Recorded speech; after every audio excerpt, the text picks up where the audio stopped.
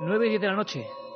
Bienvenidos amigos a esta edición especial de Milenio 3. Estaba aquí al lado con Carmen Porter, que me estaba llenando la mesa de... No iba a decir de legajos, pero no llega a tanto, de documentos, porque sí, la familia de Milenio se concentra en un día tan especial, tan movido como el de hoy, pero no para hablar del monotema que hemos tenido, por lógica, el asunto informativo de primera magnitud de la boda real. Vamos a hablar también de monarquías, cómo no, pero quizá con una óptica, como habéis escuchado ahora a nuestro compañero Carlos Barroso, bien distinta. Una página de la historia que pocas veces se lee. Entre bambalinas, la tramoya de lo oficial, quizás. Vamos a hablar de personajes, de reyes, de monarcas que sintieron una fascinación muy especial por el ocultismo, por la alquimia, por la búsqueda de propiedades sobrenaturales en algunos objetos, una afición desmedida por libros o prohibidos o casi malditos. Incluso monarcas, hoy lo vais a aprender, vamos a aprender todos juntos, que fueron exorcizados, ¿sí? Reyes de España que eran sometidos a brutales exorcismos. Seguro que os acordéis de una figura con la que hoy remataremos este programa especial, Carlos II, el hechizado. Y estamos todos, Carlos Barroso, por supuesto, Katia Rocha, Carmen Porter, buenas madrugadas. Buenas madrugadas, ¿no, Iker? Bueno, claro. Estamos acostumbrados a decir siempre buenas madrugadas, si es que pero a estas horas ya son buenas tardes, buenas noches. Pues claro, bueno, ahora sí. Estamos en una franja extraña, y más en un día como hoy, ¿no? La verdad es que sí, todavía sigue estando medio de día, o sea que buenas tardes para todos los oyentes de Milenio 3. Las 9:11 exactamente, ahora mismo van a ser las 9:12. Y como decía antes, 18,7 grados en la Gran Vía. La falta de costumbre, ya sabéis, ayer mismo estábamos hablando de extraños sucesos en las carreteras y de un tema más histórico, pero no por ello menos interesante y menos enigmático, ¿verdad, Carmen? Al contrario. Además, cada vez que te metes en la historia y sobre todo de estos monarcas que vamos a ver durante el progreso del programa, veremos las curiosidades que hay en torno a ellos, en torno a las monarquías, a lo que hacían, a los legajos que consultaban. Hablabas tú antes de papeles que tenía por encima de la mesa. Pues sí, ellos consultaban legajos, los traducían y sobre todo me ha sorprendido la afición que tenían a la alquimia, al esoterismo y a todo lo que es el ocultismo en general. La alquimia que era una arte que ellos practicaban, o al menos si no practicaban, pagaban a algunos viejos maestros alquimistas para que incluso se concentraran en lugares como el Escorial. Yo, como digo, vamos a aprender, yo el primero, muchas cosas. Un viaje hacia el otro lado del mundo de las monarquías, la conexión. Por cierto que además tenemos hoy una invitada de excepción. Van a pasar muchos por este programa, muchos historiadores, investigadores, expertos en contar y describir la historia, pero sobre todo me gustaría centrarme en una persona que acaba de escribir un libro que de verdad os recomendamos, El archivo del misterio, de Editorial Edaf, la autora Marra y Bueno, Magos y Reyes, el ocultismo, menudo subtítulo, el ocultismo y lo sobrenatural en las monarquías. Y desde luego que este programa no tiene ningún tipo de anhelo de ser herético, ni mucho menos. Vamos a contar cosas rotundas, con datos, con cifras, con elementos, con nombres y con apellidos. Cosas que son parte de esta historia, de este país tan peculiar y de estos monarcas no menos peculiares. Marri Bueno es doctora en farmacia, ha hecho muchas obras. Vamos a recordar esta noche algunas de ellas, esta tarde-noche algunas de ellas, pero hoy vamos a centrarnos especialmente en Magos y Reyes, porque además, Carmen, en esas líneas que ya están abiertas, sorteamos 3 ejemplares de este Magos y Reyes de edad. Eso es, Iker, líneas abiertas ya en el 7640, palabra clave, milenio, espacio y lo que vosotros queráis. También seguimos atendiendo a los mensajes que nos hablan de la alerta OVNI del 25 de junio, que estamos recogiendo todos sus números, dónde van a estar, qué grupos se van a formar. Informaremos también nosotros, por nuestra parte, pues de los grupos que se van a concentrar en las distintas provincias y cuál de nuestros colaboradores estará con ellos por si quieren unirse pues a esa noche mágica. Bueno, porque además hoy estamos de 9 a 11, por lo tanto la última media hora de hoy entraremos de nuevo en esa fase de la alerta. El 25J es la gran fecha, más de 1.500 grupos de personas que van a estar observando el cielo en los 5 continentes. Vamos a mandar hasta un mensaje al espacio. Va a haber muchísima gente con una gran pantalla humana de detección y el fenómeno OVNI va a ser lo de menos. Lo importante va a ser la mágica noche de comunicación. La radio es capaz de hacernos mirar en un mismo sentido. 25J y S7640, tanto para el libro de Marra y Bueno, Magos y Reyes, como para que nos digáis dónde vais a estar esa noche que tenéis que estar unidos con nosotros, con la magia de la radio, conmigo.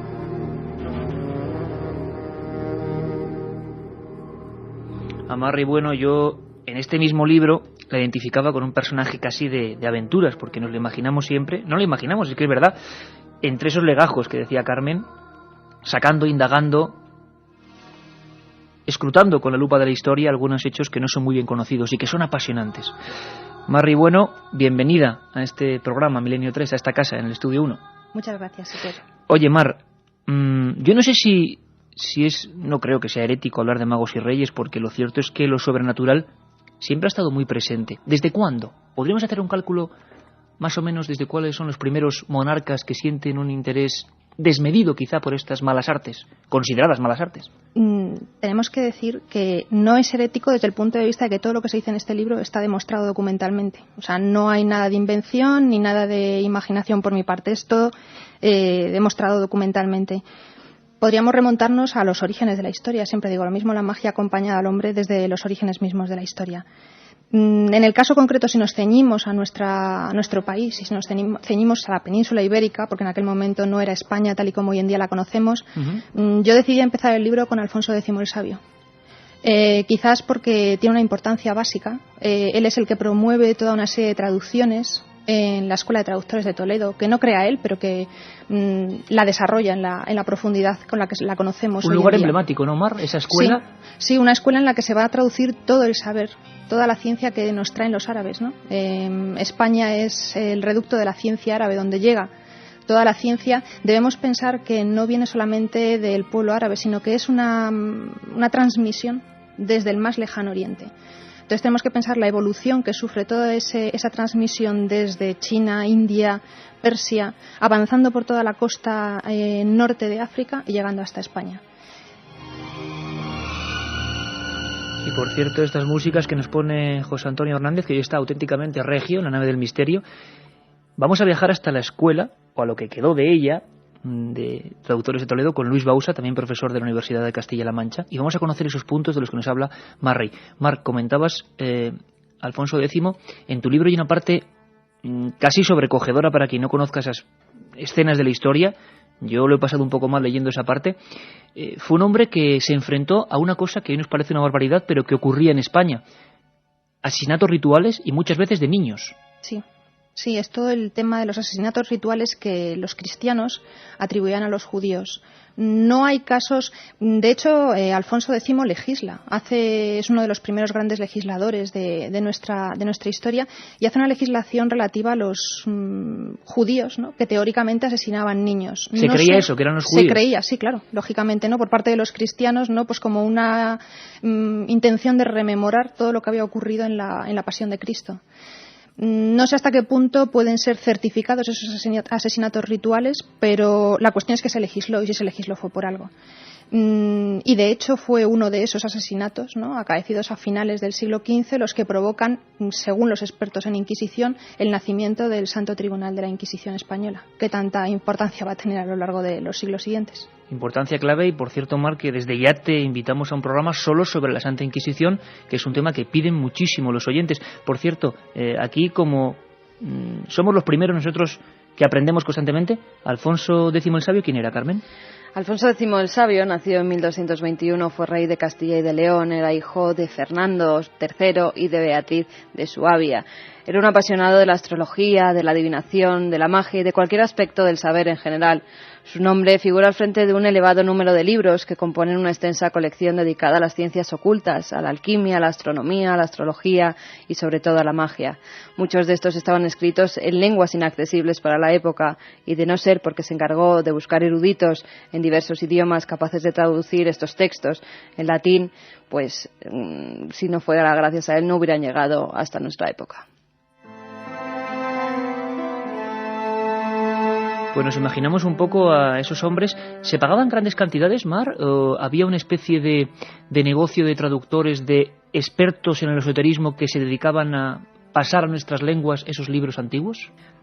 Debemos decir primero una cosa: el esoterismo, tal y como lo entendemos hoy en día, no tiene nada que ver con las ciencias que se practicaban en aquel momento. Ah, ¿qué diferencia puede haber? El esoterismo, ¿no?, las ciencias como la magia, la alquimia, la astrología, son ciencias consideradas esotéricas a partir del triunfo de la razón.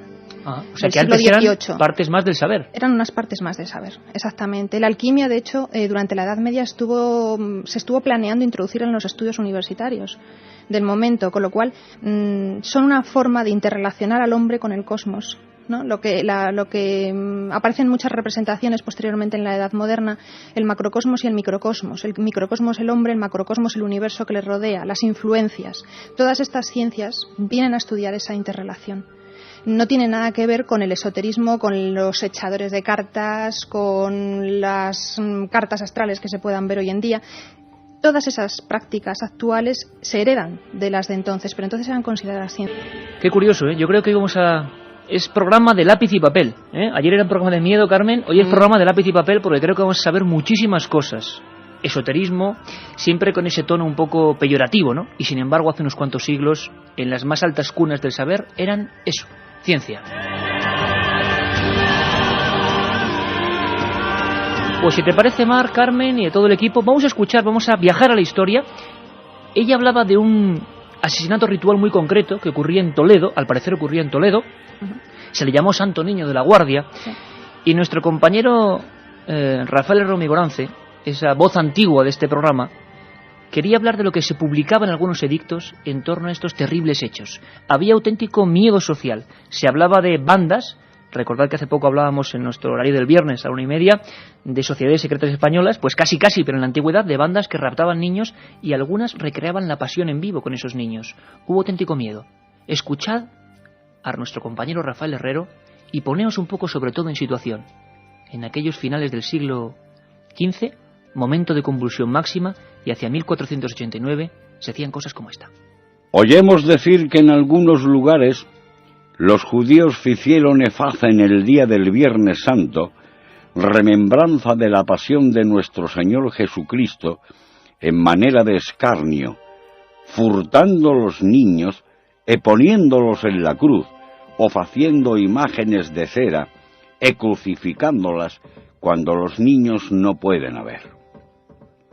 Mandamos que si en algún lugar de nuestro señorío tal cosa se afecha, que todos aquellos que practicasen aquel fecho sean presos y recabados ante el rey, quien debe los matar muy habilitadamente cuantos quieran que sean.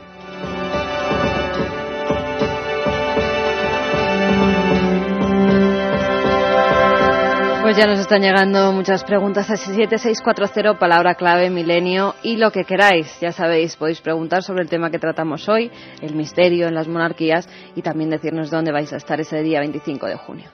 Desde Ponferrada, José Antonio nos dice, ¿cuál fue el último rey que se dedicó a la alquimia? Bueno, eso hay que esperar un poquito, Es que se adelantan, ¿no? Los oyentes se adelantan. Claro. También Lucas nos pregunta que qué ha pasado con todas esas reliquias que fue recopilando Felipe II en el Escorial. Uno de los hechos más famosos, ¿no? Las reliquias que guardaba Felipe II. Pues hay que ir esperando, porque vamos a ir viajando en la historia.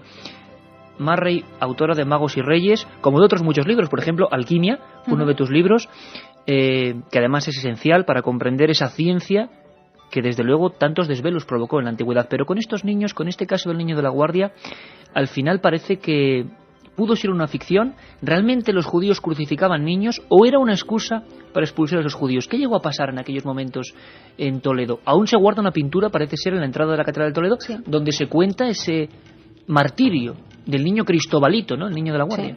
Sí, pero en realidad nunca se encontró el cadáver del niño. ¿Jamás se encontró? Jamás se encontró el cadáver y no se tenía constancia real, ¿no? No había ningún documento que lo acreditase. Ni ninguna prueba documental, ni ninguna prueba física, con lo cual todo parece ser que tiene más bien algo que ver con una trama política, podríamos decir, como otras tantas que se van a observar a lo largo de la historia y que utilizan este tipo de... Bueno, pues utilizan el esoterismo. Es una palabra que no me gusta demasiado utilizar porque se utiliza siempre peyorativamente. Utilizan todo este tipo de prácticas que lindan con la heterodoxia o entran de lleno en ella. Y se utilizan, pues eso, para intentar encausar a las personas, librarse de ellas. El caso de las brujas que veremos posteriormente es evidente. Y bueno, pues sirvió como base fundamental para crear el Tribunal de la Inquisición. Una de las muchas razones, ¿no? Y una de las razones que se esgrimió para expulsar a los judíos de España. ¿Fue un hecho clave este asunto nunca bien revelado, enigmático del niño de la Guardia, para en el año 1492 empezar a ocurrir muchísimas cosas y acabar intentando expulsar a los judíos de España. Así lo acreditan los expertos en la materia. Le hemos preguntado a otro auténtico científico de la historia, como es Mar Rey. En este caso es Luis Rodríguez Bausa, profesor de la Universidad de Castilla-La Mancha. Nos intenta meter en materia de esa historia que, si vemos en el libro de Mar los grabados, nos quedaremos absolutamente asombrados. Son varios hombres, claro, dibujados y caracterizados con unas facciones pues realmente terroríficas y abriendo prácticamente en canal a ese niño, brazos en cruz, en las afueras de Toledo. Escuchamos a Luis Rodríguez Bausa. Yo creo que en esta historia, como en tantas otras, corre un poco a caballo de las dos cosas, de la historia propiamente dicha y de la fantasía o de la leyenda. Fundamentalmente porque el original de ese proceso no se conoce, porque está perdido. Todo este proceso y posterior canonización del niño de la Guardia surgió casi de una forma legendaria, pero a raíz de un proceso de la Inquisición que nadie vio. Existe una especie de copia manuscrita de algo que se escribió en el año 1887, pero el proceso del que vamos a hablar en los minutos siguientes tuvo lugar a finales del siglo XV y comienzos del XVI, con lo cual pasaron ya demasiadas centurias como para dar veracidad y marchamo de autenticidad a aquel proceso. Mar, ¿por qué se hacía esa especie de recreación? ¿Era simplemente un escarnio, como leían aquellos edictos en la voz de Rafael Herrero, o había un auténtico componente ritual? ¿Se utilizaban esos corazones, si es que se extraían de verdad, si se ocurre de verdad, para algún motivo posterior? ¿Había una ciencia brujeril en aquella gente o no? Teóricamente, no, las brujas, los hechiceros, los magos, toda esta gente no utilizaba, además aparece descrito en todas las recetas, utilizaba sangre de niños, corazón de niños. Una de las acusaciones que se hace a las brujas es esa, que cogen niños pequeños y los asesinan en los aquelarres. O sea, ¿por qué niños pequeños?, se preguntará la gente. Porque son niños inocentes, ese es el asesinato de inocentes, ¿no? Es lo que siempre se busca. Quizás haya que rememorar y buscarlo dentro de la simbología cristiana, pues en la caza de inocentes, en la persecución de inocentes, matanza de inocentes de Herodes. Si nos remontamos, los expertos en la materia los remontan a otro tipo de ideas, ¿no?, que van mucho más atrás de la tradición judeocristiana, ¿no? Esa es la vinculación fundamental. Lo cierto es que haya proceso o no haya dudas de que fuera una maniobra política de gran envergadura para acusar de magia ritual a estos grupos judaicos. Los culpables fueron quemados, y vaya que se fueron quemados. Sí. Escuchamos a Luis Rodríguez Bausa. Pues al entrar en una iglesia, pues para cumplir con la misa dominical, el libro donde llevaba oculto la hostia consagrada empezó a iluminarse, eso le delató, es prendido y después de llevarlo ante la Inquisición y bajo la tortura confiesa. Y cuando confiesa da los nombres y apellidos de 8 compañeros más. Así que el proceso finalmente acabó, salían en la plaza del Mercado Grande de Ávila, eran quemados, algunos vivos y otros después de aplicarles garrote vil, un total de 9 judíos acusados de judaizar y de este infanticidio. Hablamos de una época muy concreta. Para aquel momento, Mar, ¿qué libros básicos o importantes o que pudieran guiar a la gente en las malas artes, vamos a llamarlas así entre comillas, para entendernos, había publicados o traducidos? ¿O cuáles eran del interés de algunos monarcas ya en aquella época? Hablamos de final del siglo XV. En magia, concretamente. En magia lo que se empiezan a traducir son los libros de invocaciones, lo que empiezan a publicarse. No es una publicación muy directa, más bien viene a ser notas, cuadernillos manuscritos que circulan de mano en mano. O libros, ¿no? Es una caracterización muy típica. Libros impresos en octava. En octava es pues la mitad de una cuartilla para que pudieran ser guardados en bolsillo. No hemos inventado los libros de bolsillo. Los libros de bolsillo ya vienen de mucho atrás. Pues porque eran libros muy peligrosos, que si te pillaban con ese libro ibas a la hoguera de cabeza. ¿Había diferentes penas para esos libros de magia y ocultismo? Las penas son siempre las mismas. Son libros prohibidos, van a aparecer en los primeros índices inquisitoriales que empiezan a aparecer a mitad del siglo XVI en España, un poco antes en Europa. Nosotros no hemos creado la censura de libros, aunque también la leyenda negra nos la achaque. Esto ya viene de otros lugares, ¿no? Las penas son siempre las mismas. Libros prohibidos inquisitorialmente. Posteriormente, si te pillan con un libro de esos, las penas pueden ser dependiendo del libro, del uso que hicieses de ese libro y de las acusaciones que obtuviesen de ti. En este sentido, hay una frase que me encanta y que se me ha ocurrido, la he recordado según estabas hablando de este tema. Me encanta, pero no porque me guste en sí mismo, sino porque es muy explícita. La tortura creó la brujería. Hay una cosa en tu libro, vamos avanzando en la historia, hablas incluso de tratados de ahogamiento en la época de Juan III, ¿puede ser? Sí. Es un... Tratados de ahogamiento. De ahogamiento. Quizá ahora mismo nadie sepa de lo que estamos hablando, muy sí, pocos. Ahogar.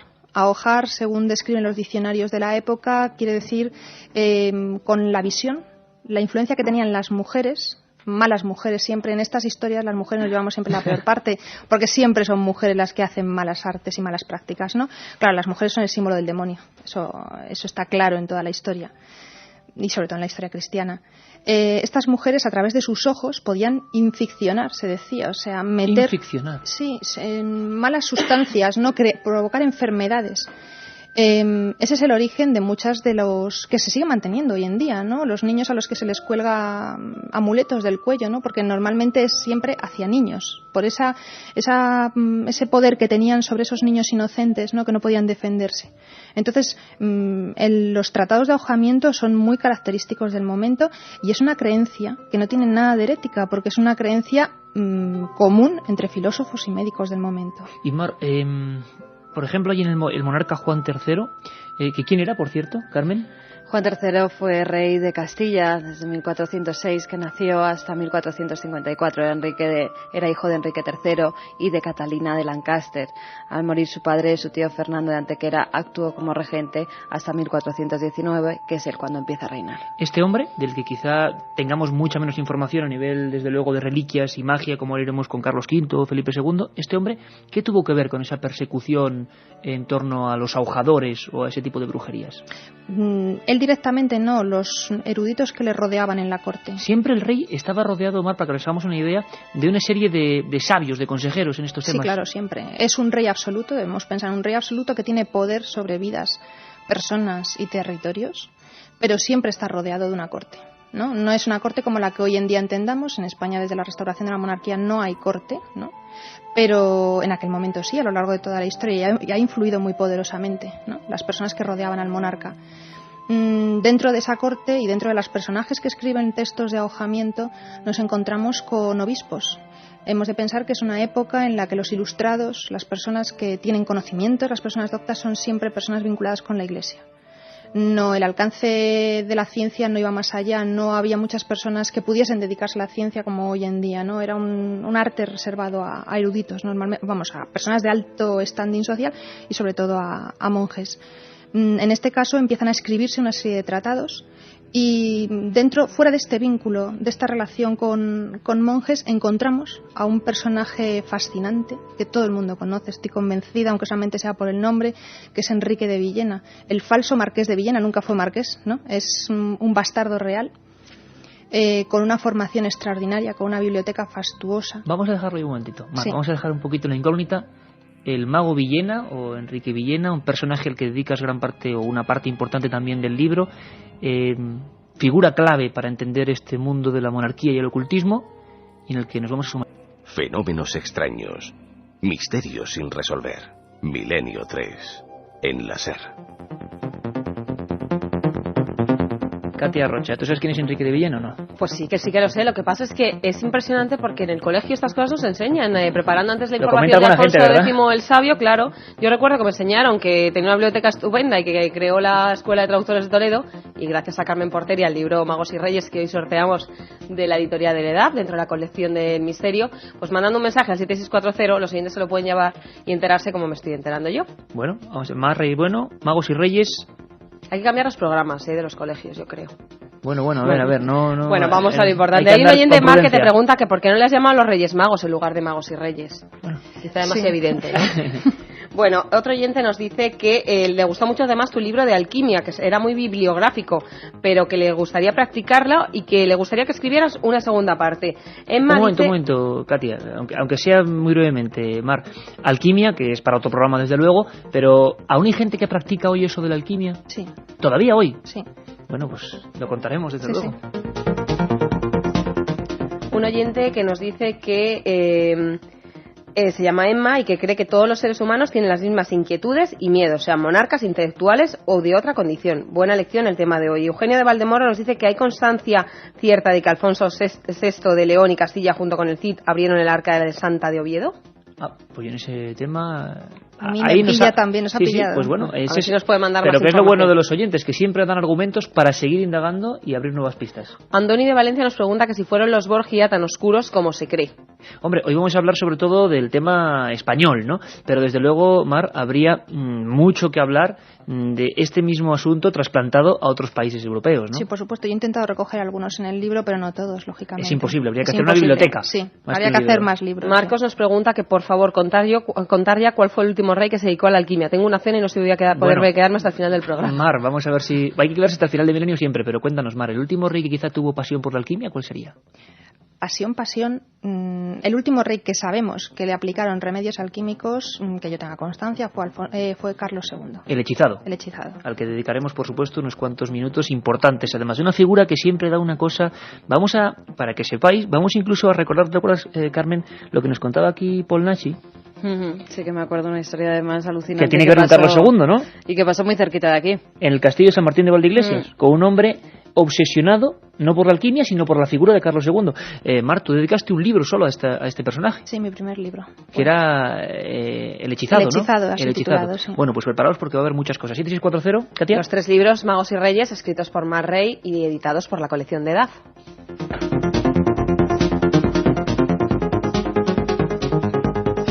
Pues antes de viajar al mundo de Carlos V o de Felipe II, hacer un repaso, desde luego, como decía Katia, bastante distinto del que se da en el colegio, vamos a quedarnos en ese personaje que comentaba nuestra hoy invitada, el mago Villena.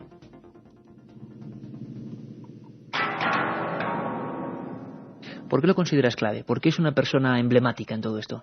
Pues fundamentalmente porque hizo una compilación de textos fastuosa que lamentablemente muchos de ellos se perdieron. Porque, tras su fallecimiento el rey ordenó que fueran quemados públicamente en una plaza de Madrid. Hasta tal punto la biblioteca era fascinante en temas de magia, de alquimia, de astrología, que el obispo encargado, Fray Lope de Barrientos, encargado por el propio monarca de quemarlos, se quedó con algunos. No lo pudo remediar. ¿Se sabe con cuáles o no? Parece que puede haber pistas, sobre todo libros de astrología, porque posteriormente Fray Lope de Barrientos publica un tratado de la adivinanza, se llama, que es un texto de adivinación a través de la astrología. Dicen los expertos que probablemente solamente pudo obtener ese tipo de información a través de los libros que se quedó, de los manuscritos, porque en esa época eran fundamentalmente manuscritos que se quedó de la biblioteca de Enrique de Villena.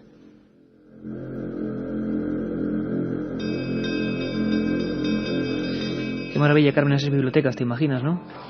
Pues sí, me las Vamos a imaginar. visitar luego la del Escorial. Además, visitando la del Escorial ya la gente se puede hacer una idea. Con los libros al revés. Exactamente, con los libros al revés, para que no se viera pues que los tomos, muchos de ellos eran dedicados a lo que Mar está contando, a la alquimia, a la magia y a cualquier tipo de ocultismo, aunque esté mal llamarlo así. Oye, ¿había bestsellers, digamos, en la época o libros que tenían en estos temas...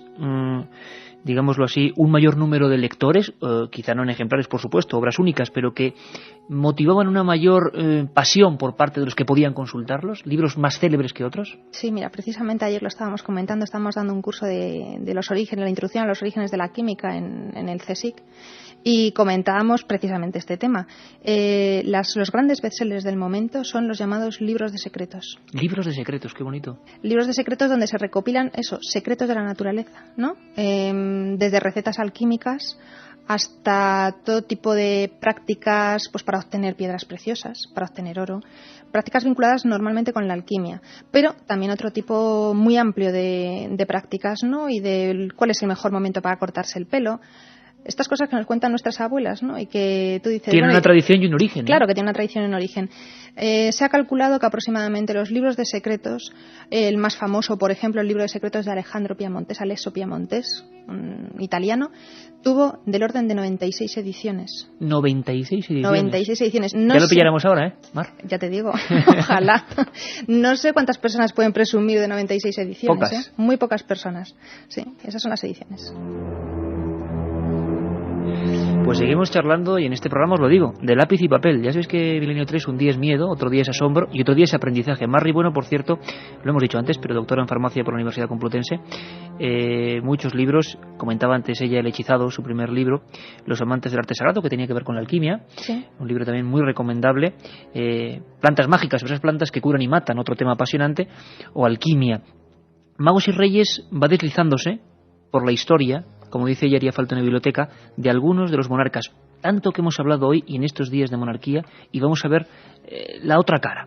Hay algunos que serían, como decía antes Carmen, un monarca estrella por el que todo el mundo pregunta o siente fascinación o siente más cercanía por el hecho de estar el Escorial muy cerca, es Felipe II, ¿no? Las preguntas sobre Felipe II son constantes. Sí, son constantes sobre todo porque yo creo que dentro de estos temas es el rey más conocido, sobre todo por sus reliquias, por esa compilación de reliquias que hizo, que decían que llegaba a 7.000, y todo lo que puso en el Escorial referente a estas, incluso cuando murió, que hizo que toda su habitación, incluso las cortinas, en ellas se pusieran todas las reliquias que tenía, y los pináculos. Que a veces eran cosas humanas, a veces eran trozos de eran cuerpos. Huesos, eran claro. Huesos o trozos de cuerpo, hostias que se mantenían incorruptas, hostias sangrantes. Tenía todo tipo de reliquias que había ido pues recopilando, además con una cierta obsesión a lo largo de toda su historia. Y gastando fortunas, me imagino. Y gastando, pues, como bien dices, auténticas fortunas en encontrar las más extrañas. Incluso tiene una que es muy difícil de ver. Junto a su cama tenía una réplica de la sábana santa en pequeñita. Si la gente se fija, porque no se deja entrar a lo que era el dormitorio de Felipe II, pero junto a su cama sí que hay una reliquia como de unos 60 centímetros, muy pequeñita, que imita perfectamente a la sábana santa.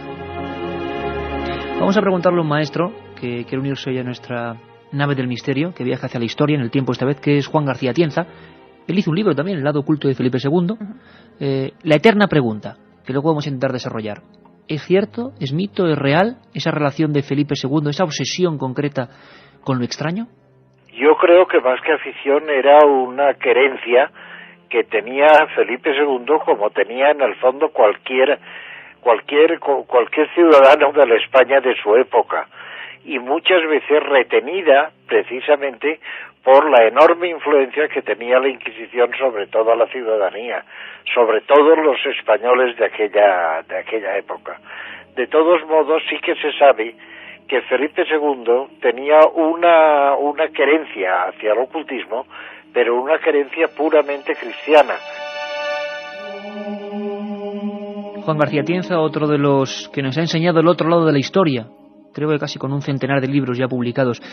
Mar, podríamos hablar, por supuesto, y haremos otro programa, sobre Carlos V, por ejemplo, pero Felipe II, porque es una cosa que pregunta la gente constantemente, mucha leyenda, mucho mito, mucha realidad. ¿Qué es eso de ser un amante del oculto, pero a la vez profundamente cristiano? ¿Podía conjugarse o es una especie de herejía también, de alguna manera, que solo era permitida al monarca?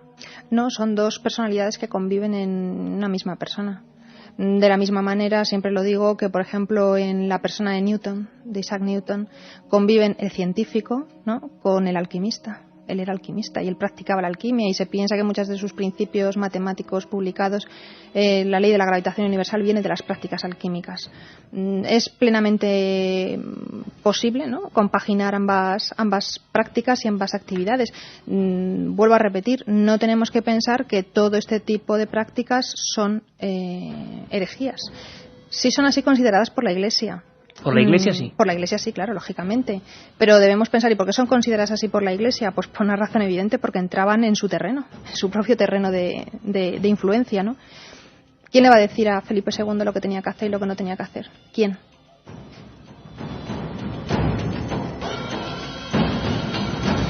Un hombre también, como nos comentaba antes Mar, rodeado evidentemente de algunos consejeros. Nuestro compañero y amigo Jesús Callejo nos habla de uno de ellos que debe tener también una influencia absoluta sobre el monarca. Le escuchamos. Y él se encargó de recoger todos aquellos libros de magia, de ciencias ocultas, que previamente le había dado la orden Felipe II. Bueno, pues en la Biblioteca del Escorial, que realmente son dos bibliotecas, en una de ellas se verá que aquellos libros, y esa es una teoría bastante sugestiva, y que puede ser verdad, aquellos libros molestos para la opinión pública, molestos sobre todo para la Inquisición, que no querían que fueran conocidos, no se ponían por el lomo, sino que se ponían por la parte contraria del libro, de tal manera que si tú vas a la Biblioteca del Escorial verás que hay muchos libros donde no puedes ver el título de la obra, sino que solo ves pues lo que sería, digo, el canto de la obra, solo serían las páginas, sin poder descifrar nunca ni qué autor ni qué obra es. Bueno, pues eso es lo que dice la leyenda negra, que son las obras prohibidas, aquellas obras que no quiso Arias Montano que se destruyeran. Arias Montano, lo ha dicho Jesús Callejo, otro de esos consejeros, bibliotecarios, y que en ese lugar, ese reducto tan extraño que un día tenemos que visitar todos y hacer un programa desde allí, del Escorial, genera una especie de mundo dedicado a la magia, mucho más, o a lo extraño, mucho más de lo que creemos, mucho más de lo que enseñan las visitas oficiales, quizás. Sí, pero más importancia, por ejemplo, en la que tuvo Arias Montano, la tuvo Juan de Herrera. Juan de Herrera, arquitecto real. El arquitecto. ¿Por qué, Mar? Hay mucha gente que nos pregunta, ¿verdad, Carmen? Y me lo comentabas antes, que hay muchas dudas en torno a la geometría sagrada, quizás, o geometría oculta. Incluso también nos pregunta si es verdad que el Escorial se construyó con reglas de alquimia y cábala, nos lo dice Alicia. Sí, claro, lógicamente se buscó el sitio apropiado. No está construido el monasterio en el Escorial al azar. Nada se construye al azar, parece Nada ser, ¿no? se construye al azar, y el Escorial mucho menos. ¿Y qué tuvo que ver ahí, o lo que los expertos y los estudiosos como tú, Mar, habéis intentado indagar? ¿Por qué se elige ese sitio? Porque según tengo entendido, y igual estoy metiendo, como es bastante habitual en mí, la pata profundamente, se hablaba de, si no recuerdo mal, la boca del infierno, o había algunos nombres concretos para un lugar, y lo erige justamente allí, con unas medidas muy concretas, con una austeridad que asombró al mundo. ¿Por qué? Se dice que es un lugar de poder. Se dice tradicionalmente que el Escorial es un lugar de poder con una serie de cultos megalíticos que se remontan, pues eso, a la prehistoria. La construcción se hizo siguiendo las trazas del mítico Templo de Salomón. Hay una página web en internet apasionante, con teclear simplemente Templo de Salomón sale un estudio de un arquitecto que hizo su tesis doctoral sobre ese tema, ¿no? Con todo tipo de imágenes, de representaciones. Espectacular. Era una recreación, ellos querían... Sí. Se quería recrear quería hacer eso. Sí, el templo del Templo de Salomón. Y lo rellenó, digamos, de alguna manera de objetos de poder también. Un lugar de poder, digamos, envuelto de objetos de poder. No solo libros, sino ese tema que tú una vez nos ponías los pelos de punta de algunas reliquias, algunas espantosas. Sí, se decía, lo comenté, me acuerdo, teóricamente el cuerpo de uno de los inocentes de la persecución de Herodes. Se decía que estaba allí el cuerpo de un niño. Un cuerpo de un niño, sí, momificado. Se decía que estaba allí. Hasta ese punto llegaba Felipe II. Sí, hemos de pensar que Felipe II es el rey de la Contrarreforma, ¿no? En ese momento surge la Reforma protestante, él abandera la Contrarreforma, él es el rey católico por excelencia, y claro, debemos pensar que el protestantismo rehuía de todo tipo de reliquias, no quiere saber nada de reliquias cristianas.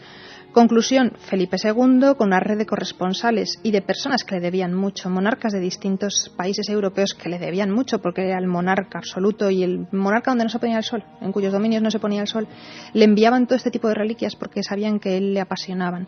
Él construye el Escorial por muchas razones y entre otras hace de él un museo de reliquias, ¿no? Quiere recopilar todas esas reliquias allí. Se recopilan más de 9.000. Más de 9.000. Sí, se conservan casi todas en el momento actual. Y de hecho, cuando hubo las exposiciones del centenario de Felipe II, pudieron verse en exposición algunas. ¿Cuáles nos llamarían más la atención al profano que llega allí y observa eso? Quizás una de esas que imagino que no se mostraría, la que tú comentabas. No se mostraba esa. Hay algunas que son tan macabras que no llegan a... No, las reliquias que se suelen mostrar son las más famosas, ¿no? Son todas las que él recoge en honor al santo patrón del Escorial, que es San Lorenzo. Ya sabes que también el Escorial no solamente reproduce el Templo de Salomón, sino que si tú lo ves desde el aire es una parrilla, reproduce una parrilla que es donde murió San Lorenzo. Es el mayor lugar donde se recopilan el mayor número de reliquias vinculadas con este santo. También hay algunas relacionadas con Cristo, con la Virgen María. Las que se expusieron eran casi todas de santos y santas, pues huesos, trozos de cabello, trozos de tela, de los vestidos que tenían. Son las que se expusieron y las que se podrían ver. Juan García Tienza todavía nos da otro dato interesantísimo, y sé que el asunto del Escorial, precisamente en un día como hoy y tan cerca de Madrid, en el estudio 1 que estamos, aunque sea para toda España y para todo el mundo a través de Internet, causa cierta sensación. ¿Quién no ha paseado por el Escorial y se ha embelesado con esa rectitud, con esa austeridad? Pero hay mucho más, es como otro lado oculto. Como decía Mar, como si ese monarca Felipe II también tuviera dos caras muy bien diferenciadas. Juan García Tienza nos habla de cómo había reuniones de alquimistas en algunas dependencias concretas. Le escuchamos. Y la prueba es que mientras estuvo haciéndose los 23 años que duraron de construcción las obras del monasterio del Escorial, dedicó precisamente una de las torres principales a la llamada, que la llamó precisamente la Torre de la Botica, porque era la torre donde se reunían los alquimistas aficionados, la mayor parte de ellos, o alguno de ellos hizo alguna obra de relativa importancia, pero el hecho es que se reunían allí para cambiar impresiones e incluso para hacer algunos experimentos cuyos aparatos mandó a hacer el mismo Felipe II. Un viaje en busca del misterio. Milenio 3, en la SER. Aquí estamos todos y el maestro José Antonio Hernández en la nave del misterio, que hoy, como decimos, va al pasado, no a otro espacio, ni si a otro tiempo. Nos pone estas músicas que realmente, a mí por lo menos, aquí en el estudio uno con la penumbra, aunque sea raro hacer Milenio tan pronto, pero no sé, me estoy imaginando todo lo que nos cuenta Mar y todo lo que nos cuenta Juan García Tienza, y me estoy imaginando a ese rey, el hombre más poderoso del planeta Tierra, cuando se acostaba y veía aquellas figuras, o como nos decía ahora nuestra compañera invitada, pues por ejemplo incluso frascos o recipientes con figuras momificadas de niños.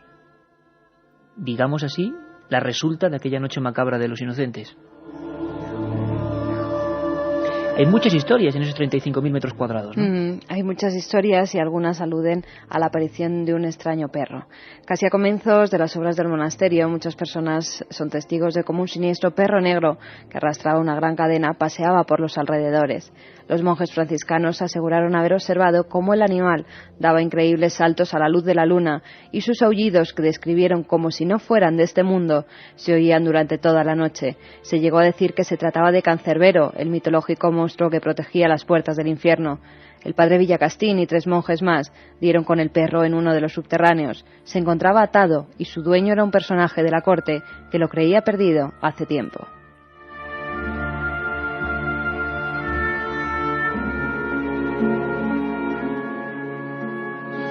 El Cancerbero. Por supuesto, en estos lugares también la leyenda. Vamos a seguir en la siguiente hora, por supuesto. Y vamos a hablar de alerta OVNI, dime. ¿Leyenda o verdad? Porque Felipe II, tras ser informado de que se había capturado ese perro, ordenó que lo colgaran de una de las ventanas del convento. Pero lo más curioso es que justo cuando se acabaron las obras del Escorial, otro perro negro, o tal vez el mismo perro negro, se volvió a aparecer. Como siempre, a caballo entre la historia, la ciencia, la leyenda, en todo esto se junta. Y cuando volvamos, después del informativo, no os perdéis algunas cosas que nos quedan. Hablábamos de Carlos II el hechizado, ¿verdad? E incluso vamos a hablar no de perros, pero sí de figuras medio mitológicas, medio reales, como el unicornio, que también, ¿verdad, Mar? Motivó 1001 ensueños en esta gente, en algunos monarcas incluso, y unas persecuciones incluso, en busca del unicornio. Era utilizado como medicamento. Era utilizado como medicamento. Sí, uno de los famosos alexifármacos, un medicamento contra el veneno.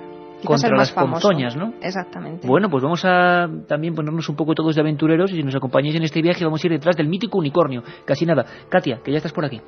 Pues sí, hay un montón de mensajes de oyentes preguntando sobre este tema. Raúl de Castellón nos dice que al lado de su pueblo hay un cementerio de brujas, dicen que está maldito y que allí actualmente algunas noches se practica alquimia. Habéis hablado de Carlos II, pero no habéis aludido a una figura tanto o más enigmática, el infante Don Carlos, hijo de Felipe II. Jerónimo de Almería nos dice que por supuesto que se practica alquimia hoy en día. Ellos practican alquimia vegetal, espagiria y nos apasiona, pero es duro tener información. Alquimia vegetal, ¿esto qué es? ¿Algún tipo de variante de la alquimia? La alquimia, para que nos entendamos, tenía algunas bases, digamos, importantes de objetos a los que llegar. Al menos los que no sabemos mucho nos han hablado del elixir, ¿no? De la eterna juventud y la piedra filosofal. Sí. Pero había otras alquimias diferentes. Sí, bueno, lo que se busca en la alquimia tradicionalmente es la transmutación de los metales. Se parte de metales viles, como se les llamaba, y se intentó obtener el oro y la plata. Pero hay una vertiente que es la espagiria, lo que llaman la alquimia vegetal. Espagiria porque se elabora aguas destiladas a partir de vegetales que teóricamente tenían propiedades próximas a las de la quinta esencia y que tienen una importancia básica en la medicina de los siglos XVI y XVII. En uno de tus libros, Mar, he llegado a leer incluso que se aplicaban ungüentos o se fundía oro para ser ingerido, para purificar las sangres. Hasta ese punto llegaba la sí. pasión de esta gente. Es el famoso oro potable. Oro potable. El oro potable es uno de los medicamentos más famosos, pero de la historia, ¿eh? O sea, los estudios se remontan a China y llegan hasta el momento actual. Hoy en día se sigue haciendo oro potable. ¿Se sigue haciendo oro potable? Sí, hay gente que sigue utilizando diciendo que utiliza el oro potable para curar incluso cáncer, una cosa bárbara que... Medicina cara, por supuesto. Sí, pero claro, medicina falsa, absolutamente falsa. Alicia, adelantándose a un tema del que vamos a hablar, nos pregunta que si el Escorial se construyó con reglas de alquimia y cábala. Sí, eso lo he comentado antes Carmen, alquimia y cábala y construcciones muy precisas en un lugar perfectamente destinado para ello. Un poco ya más en la actualidad, Miguel de Zaragoza nos pregunta que si hoy en día se toman decisiones sobre asuntos de Estado practicando, pues esto, el esoterismo. Y también nos preguntan que si el rey Juan Carlos I le interesa la ufología y ya más allá, nos preguntan por los novios, los recién casados. ¿Esta nueva pareja tiene algún misterio que les rodee? Bueno, imagino que es muy pronto, ¿no? Que casi todo esto, Mar, es histórico. No sé si habéis leído, perdona, que decían que el día 22 de mayo no se eligió al azar. Caramba. Según las cartas astrales, yo lo he leído, no tengo ni idea porque de esto no sé nada. Según las cartas astrales de los novios, era el 22 de mayo el día propicio, exacto para casarse. Bueno, al menos climatológicamente han errado. A la reina sí que sabemos que le gustan los temas, sí, porque de hecho alguna vez nos han pedido cintas de Milenio 3 para enviárselas a la zarzuela, sí, con lo cual nosotros orgullosísimos. Eso es y hay un oyente que a mí me sorprendió este mensaje. ¿Cuál era el rey que se curó? Esto parece el trivial. Pues se curó cuando le metieron una momia en la cama. ¿Cuántos reyes poseídos han existido en la historia? Lo de la momia, lo del poseído para luego. Para luego, sí, porque esa es la respuesta. ¿Lo de la momia en la cama? Sí, es de luego, sí. Vamos a descubrir personajes absolutamente inquietantes. 7640, palabra milenio. Sorteamos hoy 3 libros de esta novedad, Magos y Reyes, el ocultismo y lo sobrenatural en las monarquías, editado por Edad de Marri. Bueno, estamos, Carmen, también tomando nota, ¿no? Porque desde luego lo que se tercia es un programa sobre alquimia. Oro potable, alquimia vegetal, una serie de recetarios de los que, digamos, lo oficial no cuenta absolutamente nada. Sí, además hay oyentes que han conseguido libros, como un chico que dicen que tiene 15 años y tiene un libro titulado Plantas que curan, plantas que matan, que estaba abandonado en una casa y que aparecen curas para todo tipo de enfermedades por medio de las plantas. Eran libros que, bueno, aquí siempre animamos a leer. Hay que intentar también en las librerías de viejo acudir a algunos de estos, entre comillas, por supuesto, incunables. No os perdáis el siguiente trozo durante una hora. La última la dedicaremos a hablar de la alerta OVNI, pero durante unos minutos, que creo que sean provechosos, vamos a hablar de esa figura inquietante. No solo de figuras humanas como Carlos II el hechizado, sino también, por ejemplo, de figuras animales, la búsqueda del unicornio, las monarquías y lo sobrenatural, lo que nunca se cuenta, la otra página de la historia. Milenio 3, os dejamos con los compañeros de los servicios informativos y volvemos en un instante.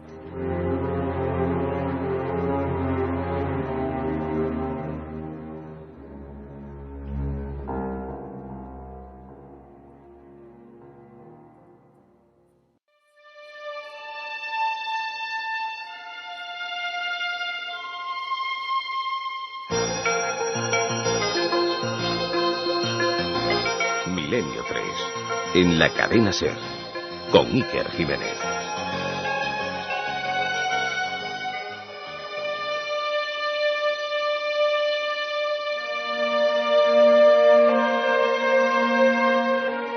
Aquí seguimos, 22:07 horas, 18,4 grados en un día histórico e intentando contar la otra cara de la historia. Y estamos aquí rodeados de buenos amigos en el estudio de la cadena SER, Milenio 3, pues todo el equipo al completo.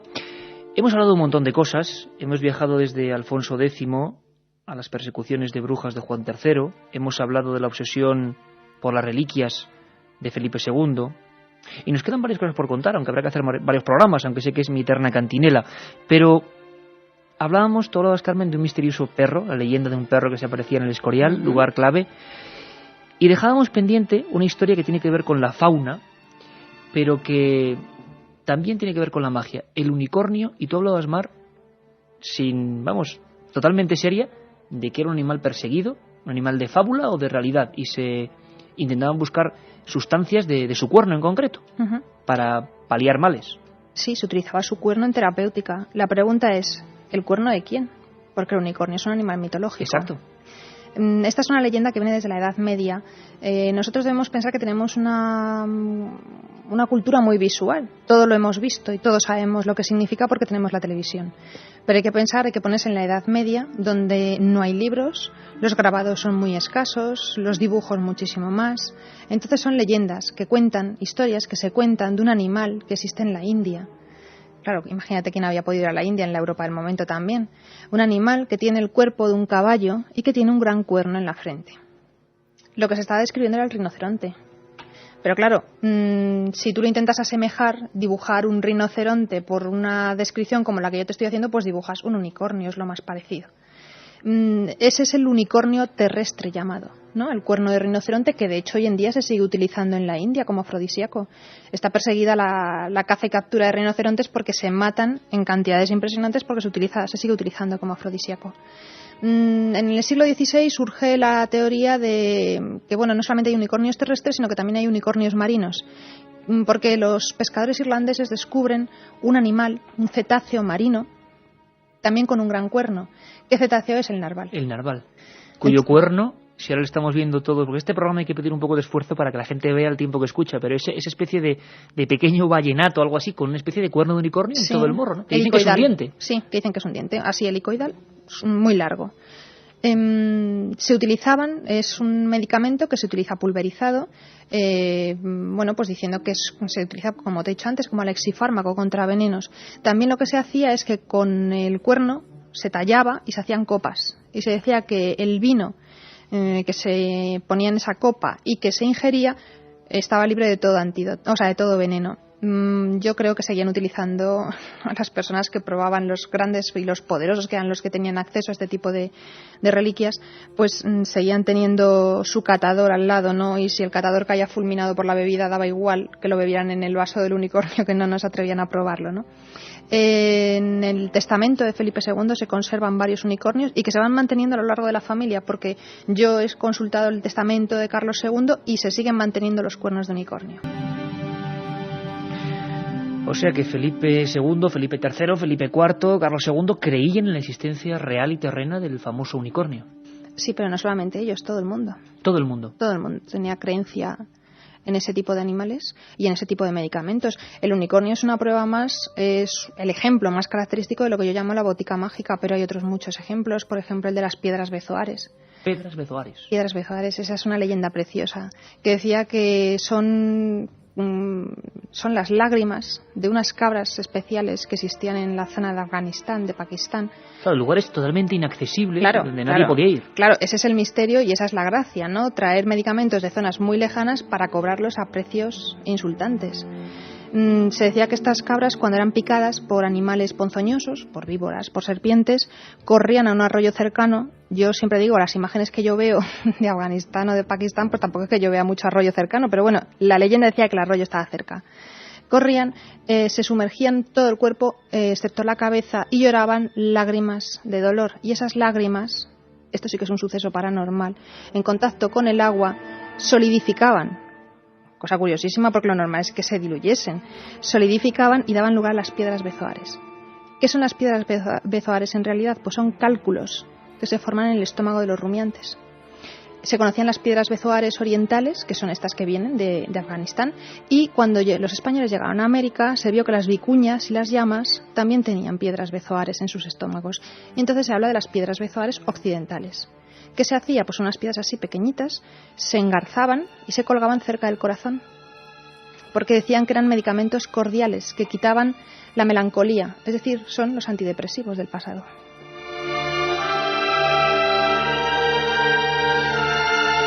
Como buena doctora, Mar nos acaba de dar una pequeña lección del Prozac de hace unos cuantos siglos, ¿no? Realmente nos damos cuenta de que nada es tan nuevo como pensamos, ¿no? Nada. Sino que viene de mucho más atrás. Siguiendo esta especie de planeo rápido, desde luego, de cada monarca, nos decís algunos, cada monarca tiene, por supuesto, su propio programa, evidentemente, pero en un día como hoy queríamos, bueno, pues saber un poco de todos ellos, ¿no? O de los más significativos. Felipe III fue otro monarca que combatió especialmente a un enemigo, ellos lo consideraban enemigo, que se hacía ya bastante evidente. Las brujas. Brujas quizás como esta. Te conjuro por el poder y la fuerza de las víboras de que este aceite fue hecho, para que vengas sin tardanza y sobre este hilado sigas envuelto hasta que mi libea lo compre. Y de tal manera quede enredada en él, que cuanto más lo mire, más te abras y lastimes el corazón con el amor de Calisto, con un amor tan recio y tan sin remedio, que pierda cualquier pudor y venga a contármelo todo, a pedirme ayuda y premie mis trabajos y mis recados. Si no lo haces, me tendrás por enemiga mortal. Abriré tus cárceles eternamente oscuras y te heriré los ojos con un rayo de luz.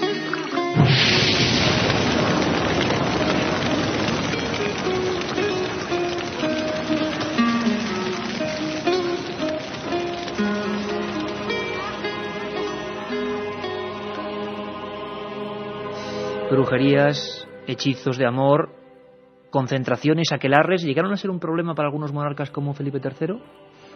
Y para Felipe III, para el que menos, fueron un problema. La famosa caza de brujas que se desarrolla en Europa entre 1450 y 1750, que lleva a la hoguera bueno, las cifras son muy difíciles de calcular. Se estima que a lo mejor entre 80 y 90.000 mujeres, casi todas mujeres, sí, quemadas en las hogueras.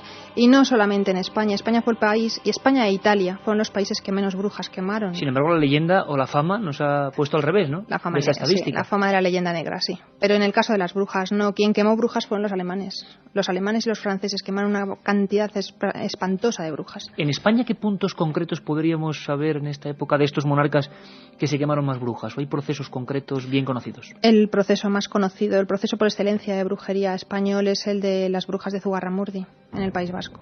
Es el proceso típico y es el que yo describo en el libro, coincidiendo con el reinado de Felipe III, porque se promulgan una serie de leyes extraordinarias que frenan de raíz la difusión de la brujería. Evidentemente hubo brujas, como se las quería denominar en su momento, pues que realizaban todo tipo de prácticas. Esta que hemos visto representada con anterioridad es la más característica, la magia amorosa, ¿no? Todo tipo de conjuros y de hechizos amorosos, pero también pues magia maléfica, diabólica, encaminada pues a producir todo tipo de enfermedades. ¿Qué es lo que se hace en el reinado de Felipe III? Pues se ve que el proceso de Zugarramurdi, que se le escapa de las manos a los inquisidores y que lleva a la hoguera a más personas de las que se quisieron, creo que fueron en total unas 80, 100 personas, se vio que en el fondo de la historia lo único que tenía era las envidias del pueblo. Se empezó a acusar por envidias a las gentes. Seguro que tus oyentes tienen en mente un caso característico y que ha trascendido a la historia, y que es el caso de las brujas de Salem, ¿no? No solamente por la fama que obtuvieron, sino por las películas que se han hecho con posterioridad. ¿Qué más de brujas? Y casi siempre, como dices, menos que ver la auténtica magia que pudieran o no hacer, sino las acusaciones falsas de otras personas. Exactamente.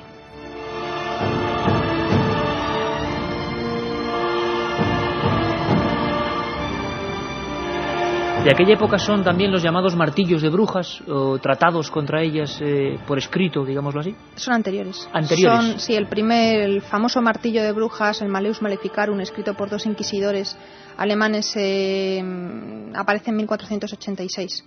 A partir de entonces se empiezan a publicar, este martillo de brujas en los primeros 50 años del siglo XVI, no sé si son también 70, 80 ediciones las que adquiere.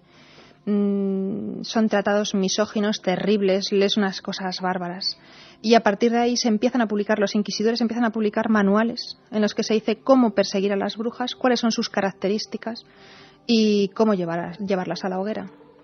Las quemas de brujas. De luego no era una bruja, sino otro personaje quizá en el lado opuesto de la realidad, la que sedujo de alguna manera a otro monarca. Otro monarca que vamos avanzando conforme pasa esta cronología de lo extraño. La mujer estaba en un convento en la provincia de Soria. En alguna ocasión ha sobrevolado, nunca mejor dicho, este milenio 3. Hemos dejado gotas sobre esta historia. Haremos un programa solo sobre la historia de Sor María Jesús de Ágreda. Pero fue una persona absolutamente, dicen, clave en la mentalidad y quizá en la sobrenaturalidad del pensamiento de Felipe IV. Hablamos de una monja muy especial. Sor María Jesús de Ágreda nació el 2 de abril de 1602, se llamaba María Coronel y Arana y desde muy joven quiso abrazar la condición religiosa. Con tan solo 25 años fue elegida abadesa. Esta mujer sobre todo destacó por sus muertes místicas. En ellas permanecía durante horas inmóvil e insensible, incluso llegó a levitar, tal y como relataron varias religiosas que se encontraban en ese momento junto a ella. También, según aseguran los cronistas de la época, tenía el don de la bilocación. Bilocación. Es decir, podía estar en el mismo momento en 2 lugares completamente distintos. Así, por ejemplo, fue vista por los indios Humanas de la Baja California, pero a la vez estaba en el convento atendiendo sus quehaceres. Existe una crónica escrita por Fray Alonso Benavides que cuenta que la vio predicando a los indios con un vestido azul, por lo que comenzó a conocérsela como la Dama Azul. Además, gracias a su intercesión se produjeron más de 70 milagros, algunos de los cuales se encuentran recogidos en su libro Mística Ciudad de Dios. Todos estos fenómenos extraordinarios motivaron las sospechas del Santo Oficio, que inició un proceso de investigación del que salió absuelta. Fue entonces cuando su fama traspasó fronteras y el rey Felipe IV fue a conocerla hasta su convento de Ágreda. Desde entonces mantuvo con él una estrecha relación, ya que el rey le consultaba todos y cada uno de los problemas, tanto religiosos como políticos, que se produjeron durante su reinado. Fue su consejera hasta que la monja falleció el 24 de mayo de 1665. Desde entonces, su cuerpo se conserva incorrupto. Sor María Jesús de Ágreda, persona fundamental dentro de lo mágico, lo extraño, en otro rey. Sí, yo solamente te voy a decir un dato. Es tan apasionante que llevo 5 años trabajando en su biografía y soy incapaz de terminarla. Por la documentación y porque no quiero librarme de ella. Entonces digo, no voy a acabar nunca. ¿Te ha atrapado el personaje? Sí, me ha atrapado. Es fascinante, fascinante, auténticamente fascinante. Una mujer de una personalidad extraordinaria, muy lista, mucho más lista de lo que la gente se piensa. Muy avanzada para su época. Muy avanzada para su época. Se está trabajando ahora en intentar beatificarla. No sé si se conseguirá, no se consiguió en su momento y no sé si se conseguirá. Una mujer, hay una historiadora americana, que ahora mismo no recuerdo exactamente su nombre, que dice que la diferencia entre las brujas y las santas solamente es una. Las brujas son de baja clase social, las monjas son de alta cuna.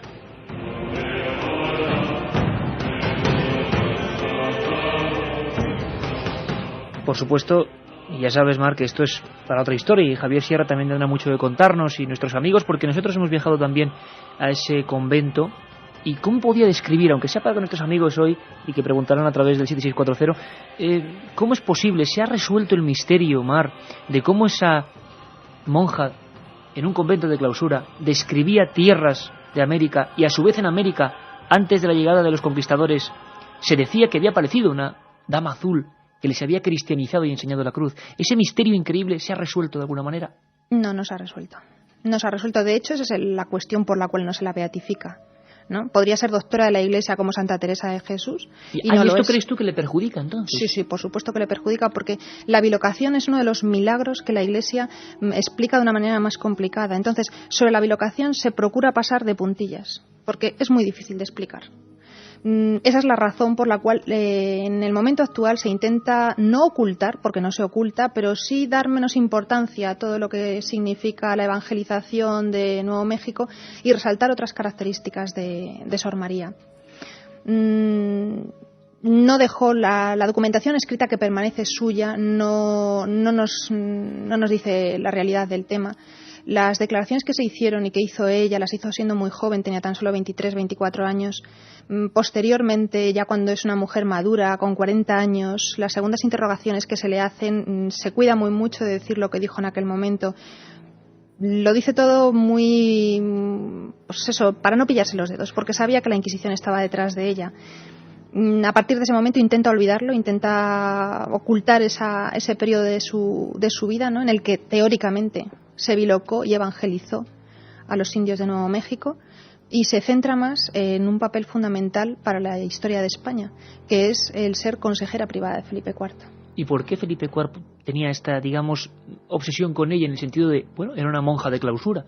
¿Cómo confesarle auténticos secretos de Estado? ¿Cómo dejarse guiar por esa persona? ¿Por qué? ¿Por la fama de esos sucesos paranormales, de esos hechos extraños? Esa fue la razón por la cual él fue a visitarla. Hemos de pensar que también un monarca, Felipe IV, que ahora también nos puede parecer que no tiene mayor trascendencia, pero que en su momento fue llamado el Grande. No Felipe IV, sino Felipe el Grande. Eso es indicativo de su importancia en el contexto europeo. Se desplazó en persona a visitarla, a su convento de clausura. Quedó tan fascinado, debía ser una mujer tan fascinante, que solamente por la conversación que tuvo con ella, ¿no?, y a través de la reja de la clausura, decidió cartearse. Y son unas cartas estupendas que se conservan. Felipe IV le dijo que doblase el papel por la mitad, que él escribía en un lado de la página y en la otra mitad ella tenía que responderle, para que no hubiera interferencias, no hubiera falsificaciones, supiera realmente que era ella siempre la que le estaba contestando. Es un momento en el que Felipe IV pierde a su primera mujer, a Isabel de Borbón, pierde a su primogénito, al príncipe Baltasar Carlos. Queda completamente destrozado, pierde al conde duque de Olivares, ¿no?, que cae en desgracia, que le tenía completamente dominado, y entonces necesita apoyarse en alguien. Y esta es la mujer más a propósito para ello, ¿no? Le comenta todas sus penas, todas sus desgracias, todo lo que se le pasaba por la cabeza. No creo que Sor María influyera tanto en la política como en la persona del monarca, ¿no?, en su interior, en intentar sobrevivir a las desgracias que le habían acaecido. Un auténtico expediente X de la Iglesia, sin duda, Carmen. ¿Tú recuerdas? Si no recuerdo mal, ella en algunos de los textos describía cómo era el mundo, cómo era nuestro planeta, cómo era la Tierra, porque en esas bilocaciones, al sobrevolar, como viajes astrales auténticos. Efectivamente. Claro, y el misterio... hay algunos procesos de beatificación en las que también han tenido que ver bilocaciones, como es el proceso de santificación, luego posteriormente del Padre Pío, en el que no se han ocultado esas bilocaciones, incluso se demostraron con documentos que el Padre Pío en un momento dado estaba en dos puntos muy diferentes, dando misa en su convento de Pietrelcina y a la vez en un despacho de un militar muy importante de la época. ¿A ti no te dio la sensación, Carmen, estando allí en Ágreda, que se hablaba de todo, pero justamente de estos fenómenos, de estos éxtasis místicos, de estas visiones, y de cómo en América al mismo tiempo los conquistadores se encuentran con indios evangelizados ya por una dama azul? Eso como que se quería ocultar, ¿no te das sensación? Se quería ocultar, y además cuando fue el cuarto centenario, sí, que estuvimos allí, yo recuerdo que había todo tipo, pues, de sus libros, de Ciudad Mística de Dios, un montón de cosas relacionadas con María Jesús de Ágreda, pero en torno a las bilocaciones no había nada, o sea, no había ninguna muestra que revelara que ella había tenido, pues, esas muertes místicas. 7640, Palabra Milenio, sorteamos el libro, 3 ejemplares, Magos y Reyes, de Marri Bueno, editado por Edad. Como veis, cada historia, cada monarca tiene su particular misterio. Escuchadme atentamente, no vamos a tener mucho tiempo, pero sí lo dejaremos para otra ocasión, porque sin duda merecerá mucho la pena, porque tenemos que hablaros también del 25J, pero vamos a hablar de un personaje, aunque sean unos trazos, de un personaje enigmático, de un personaje quebradizo, de un personaje que, claro, se ganó el apodo que se ganó.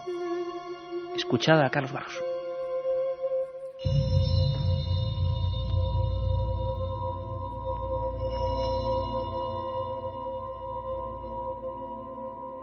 Carlos II pasó a la posteridad con el sobrenombre del hechizado.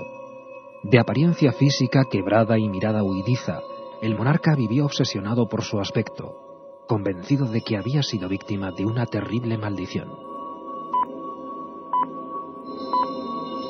Durante aquellos años, y ante la incapacidad para conseguir un sucesor, los rumores fueron apoderándose de la corte, y tras ellos llegaron legiones de curanderos, exorcistas y magos, personajes de la más variada estofa, que realizaron 1001 conjuros a aquel hombre atormentado, que representó una de las páginas más extrañas de la historia de nuestra monarquía. La otra realidad. Milenio 3. En la cadena SER.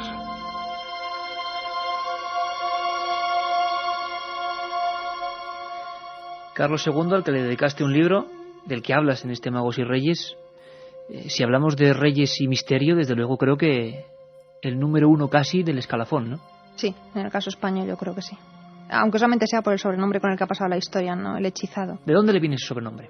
Pues ese sobrenombre le viene de los últimos 15 años aproximadamente de su vida, en los que se casa por 2 veces, no consigue descendencia, y entonces se dice que la única razón por la cual el monarca no tenía descendencia era porque fuera víctima de un hechizo. No se explicaba que el rey pudiera ser estéril, que la reina lo pudiera ser, no se explica de ninguna manera. De hecho, como caso curioso, su segunda esposa, bueno, la primera esposa muere en unas circunstancias un tanto extrañas. Hay gente que dice que se la envenenó para quitársela del medio después de 10 años sin dar descendencia. Porque se culpaba a la reina, claro. Sí, claro, por supuesto, el rey nunca tenía la culpa. En este caso la culpa la tenía siempre la mujer. Y se busca a su segunda esposa, curiosamente, una familia muy prolífica. Tanto que sus hermanas, las hermanas de la futura reina, de Mariana de Neoburgo, una tenía 23 hijos y la otra tenía 24. Entonces decía, bueno, aquí ya no puede fallar. O sea, ya nos traemos una mujer prolífica. Tampoco, no hubo manera. El problema, bueno, se ha intentado hacer estudios médicos desde el momento actual. Es muy complicado porque, claro, lo que nos quedan, las reseñas que nos quedan del pasado, pues no tienen nada que ver con la medicina tal y como hoy en día se interpreta. Entonces, bueno, es complicado hacer una extrapolación de ese momento al momento actual. Como te decía, los médicos actuales intentan justificarlo con que Carlos II lo que tenía era un síndrome de Klinefelter, una alteración genética que le impedía, o sea, que le provocaba, entre otras muchas cosas, esterilidad. También se dice que que el problema era pues los matrimonios endogámicos que se habían ido produciendo. La consanguinidad de la que él provenía, ¿no? Sí. Su aspecto, para quien, todo el mundo conoce, imagino, y ahora está viendo el cuadro típico de Carlos II el hechizado, pero el aspecto llamaba la atención, ¿no? Sí, no es habitual que los pintores de cámara hagan retratos tan fidedignos como el que hizo Claudio Coello. Hizo un retrato que, su aspecto, la cara, al menos, te demuestra que no tiene nada que ver. No es que fuera una persona demente, ni una persona, con un síndrome de Down, porque no lo era, pero sí que se denotan, ¿no?, las características propias de la dinastía a la que pertenece, de la rama de los Habsburgo, sobre todo el prognatismo, la mandíbula tan sobresaliente, hasta tal punto que le impedía cerrar la boca. ¿Le impedía cerrar la boca? Sí, no podía cerrar la boca. Eso, añadido a la imposibilidad de dejar descendencia, generó una obsesión que se tradujo incluso, y lo escucháis bien, en auténticos exorcismos de los que hay documentación, de los que hay textos, exorcismos a un rey en el que a veces el rey y la reina tenían que participar. Estremecedor, exorcismos que eran leídos de esta manera. El rey ha consentido con gran facilidad que se autorice al fraile para conjurar la brujería, pero se quiere persuadir también a la reina. La ceremonia será horrible. Sus majestades habrán de ponerse en cueros y el dominico revestido de ropas sacerdotales. Les pronunciará los exorcismos de un modo infame, tras lo cual, presente el exorcista, se comprobará si el ligamen ha desaparecido o no. ¿Desapareció el ligamen mágico o hechizo, Mar, o no? Si es que lo había, claro. A lo mejor no todos tus oyentes saben lo que es el ligamen. El ligamen o ligadura, el hechizo de ligadura que suponía incapacitar al hombre, así descrito en los textos, para el acto sexual, así se decía. Teóricamente, este es el hechizo que se le practica con su primera mujer, con la reina María Luisa de Orleans, sobrina de Luis XIV. Afortunadamente para la corona, en ese momento, a los pocos meses, muere María Luisa de Orleans. Entonces dice, pues ya está, no tenemos que hacer nada más, vamos a buscar a esta princesa prolífica alemana y vamos a traerla. Las cuestiones se empiezan a reproducir, las habladurías se empiezan a reproducir a los 3-4 años de matrimonio con esta nueva reina, cuando se ve que no hay forma humana de que dé un heredero a la corona. Y entonces se vuelve a hablar de exorcismos. Y se mandan exorcistas de Europa incluso, ¿no? El más famoso quizás, Fray Mauro Tenda, que era un capuchino italiano, que también practica todo tipo de rituales. Dice que no está hechizado, o sea, que sobre él no existe un hechizo. Debemos que entender que para contrarrestar un hechizo había que hacer un contrahechizo. Y eso solamente lo podía hacer un hechicero. Es una guerra de magos. Sí, exactamente. Entonces, este capuchino italiano dice que lo que en realidad le ocurría al rey es que estaba endemoniado. Entonces, claro, poseído por el demonio. No que él estuviera, no como un poseído, como podamos imaginarnos, pues con el exorcista en la película de La niña del exorcista, no, sino que le incapacitaba para la procreación, para tener hijos, y le provocaba todo tipo de enfermedades. De ahí que se diga que lo que hay que practicar sobre el monarca es un exorcismo, y ahí es donde entra él, porque el exorcismo solamente lo podía practicar un sacerdote, un exorcista.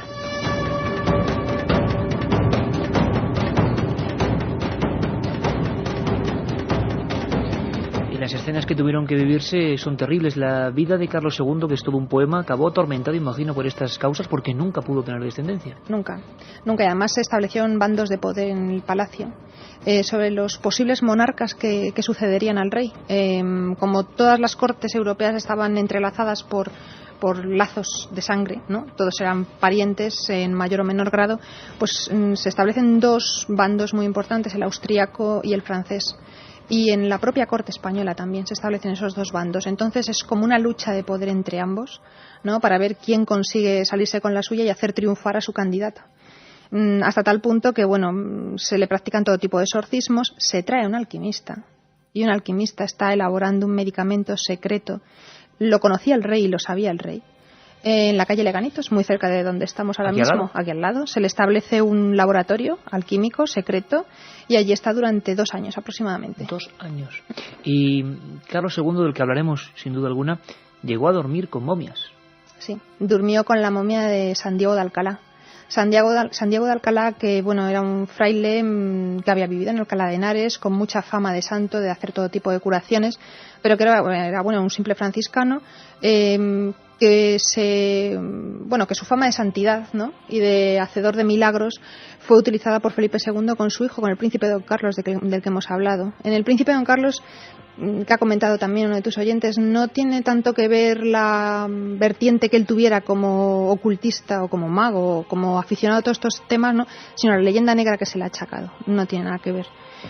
Pues bien, curó al príncipe don Carlos y entonces Felipe II, que tenía muchísimo poder, como ya hemos hablado, consiguió que se le canonizara. En cuestión de 2-3 años se le canonizó. Y desde entonces se convirtió en el santo familiar de los Austrias. Y en una de las enfermedades, uno de los momentos claves de la vida de Carlos II, cuando piensan que se muere, en el año 96, él se muere en el 1700, es en ese momento cuando se trae la momia de San Diego de Alcalá y se le pone en su cama y duerme con ella. Increíbles historias, la cara oculta de las monarquías, la cara que no se suele contar y que, como vemos, a veces puede tener las auténticas claves. Vamos a despedirnos de nuestra invitada Marri Bueno, autora, repetimos, de Magos y Reyes, el ocultismo y lo sobrenatural en las monarquías, que desde luego recomendamos a todo el mundo, con una noticia que tuvo que ver con hasta qué punto gente puede obsesionarse no con la magia, sino con un monarca. Carlos II siempre ha tenido una pátina, el hechizado. E incluso influyó en algunos extraños y macabros sucesos ocurridos en Madrid, de gente que estaba obsesionada con su propia figura. Nos lo recordaba hace ya 2 años, parece mentira, Carmen, hace 2 años que empezábamos esta andadura, hoy programa 202, nos recordaba un mago del cine español, del mago no de la alquimia, sino del celuloide, que lo pasó muy mal rodando algunas películas en el castillo de San Martín de Valdeiglesias, porque allí había un hombre, un tal Ganza, que tenía el gusto de pasear con felinos y que su máxima obsesión era Carlos II. Todo su hogar estaba reflejando la efigie de ese hechizado. Vamos a recordar lo que nos decía hace 2 años Paul Naschy. Pero sí que ocurrió algo realmente extraño cuando ese castillo pasó a manos de un personaje muy, muy curioso que en principio no dejaba rodar y que al final a nosotros, por ejemplo, nos dejó rodar y dejó rodar algunas películas más. Este personaje de repente aparecía vestido de militar, de un militar como de húsar y cosas así. Vivía con una leona. Yo tuve una escena que parece increíble, pero esto es auténtico y fue testigo toda la película, que es que me encerré en un salón con él, con la leona. Y empezamos a hacer brindis a don Carlos el hechizado. En fin, una cosa muy extraña. Era un personaje muy extraño, tan extraño que daba un poco de repelús, ¿no? Entonces se dijo y se decía que allí se habían hecho misas negras, que se había jugado, que se había empleado la ouija, y francamente era todo tan tétrico, todo lo que rodeaba a este hombre, que era para podérselo creer, ¿no?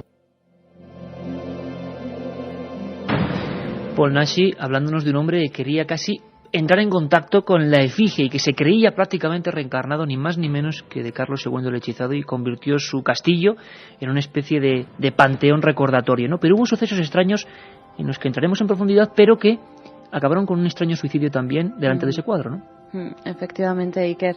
Juan Fernández Ganza era un millonario que era el propietario del castillo medieval de San Martín de Valdeiglesias y fue hallado muerto el 22 de octubre de 1985 en su cama con un orificio de bala en la cabeza y un revólver en la mano.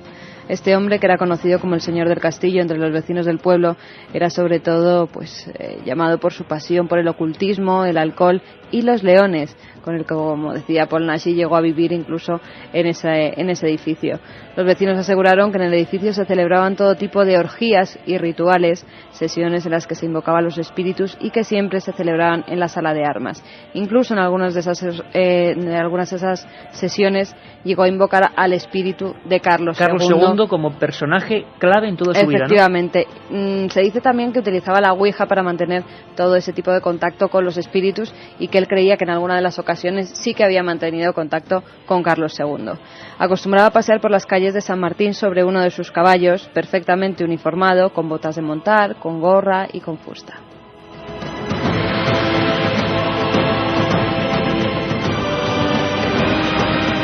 imaginamos a Ganza sobre su caballo y con la mente puesta en ese hombre hechizado que nos ha recordado más rey, Carlos II.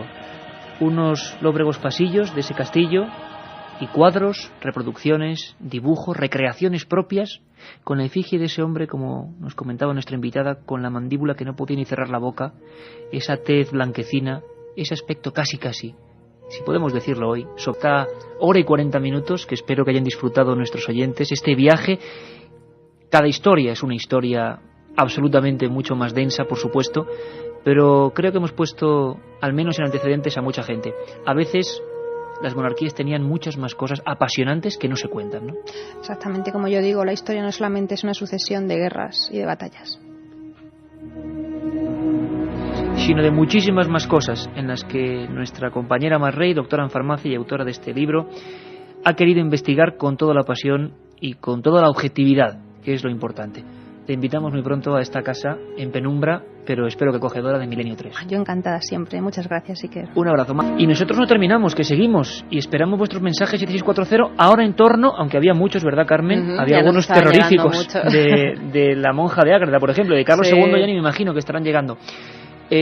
Queremos, por supuesto, convocaros en esta parte final, en este cuarto de la final, para ese 25J, donde va a haber algo increíble, ¿no? Hemos recibido, para que sepáis, corresponsalías Tailandia, Zaire, Australia, Nueva Zelanda, Perú, Chile, más de 1.500 grupos de personas, radioaficionados, el ejército, la legión, radiotelescopios, observatorios, marinos, militares, pilotos, todos, por supuesto la policía, y me dice Katia que si va en helicóptero vas a ir tú, ¿eh? ¡Qué envidia! El cielo de Madrid esa noche. Para eso.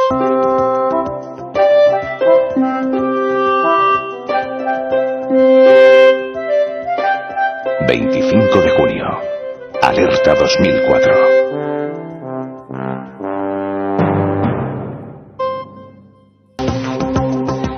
Pues que ya estamos preparándolo todo, que todavía teníamos por aquí espectros de Carlos II, de Felipe IV, de la monja de Ágreda, de Alfonso X. Hemos aprendido, Carmen, ¿eh? Vaya recorrido por la historia de las monarquías, ¿eh? Hemos aprendido muchísimo. Incluso algunos nos dicen, algunos amigos que estudian historia, que había que tener una asignatura que se llamara Milenio 3. Oye, pues nada, dentro de poco, Carmen, tenemos con bata blanca y delante de la pizarra dando misterios. No, yo soy más de calzarme las botas e ir a buscarlos. 7640, palabra milenio.